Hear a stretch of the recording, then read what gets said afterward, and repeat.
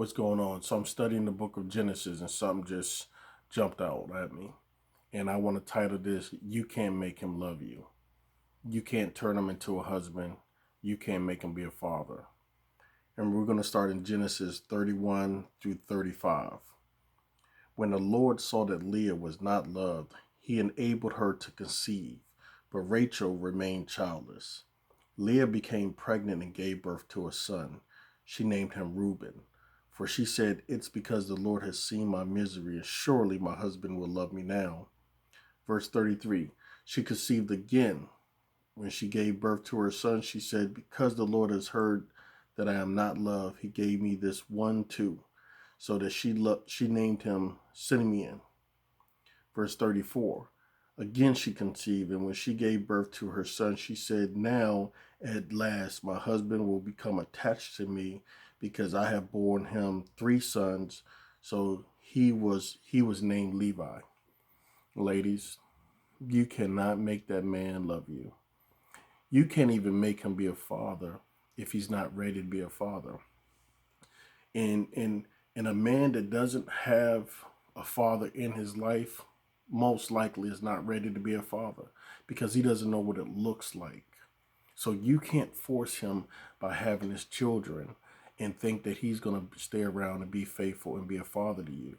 We're battling so much, or so many fatherless children in this world, because I think both adults were irresponsible. It's not a man or a woman thing, but women, if you could see that you're the gift, and that man should be a godly man, and he should be ready to be a father and a husband before laying down with them, I think a lot of heartbreaks will be lessened by just our decision making, our choices that we make.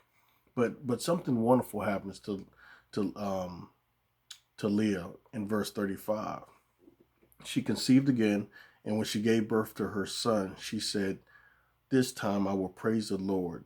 So she named him Judah. Then she stopped having children. It's something very important when she understood that she had to get her focus off of this man. She knew that she could not bear her children and worried about whether or not Jacob was going to love her or not. So she shifted her focus, and she focused on the Lord. And that's what we have to do a lot of times. We can't worry about the parent. We can't worry about the individual. We can't worry about our wife. We can't worry about our husband.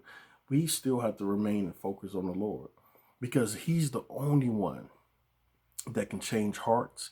He's the only one that can mend relationships. He can turn someone's heart around for them to really see the gift that they've given. But you can't. Only God can. So ladies, if you have a man in your life that you're trying so hard, you're chasing him, which you shouldn't be chasing him. No woman should chase a man. The man should be chasing a woman. But you have to stop chasing him. Let him come to you. You can't force him to be something he's not ready for.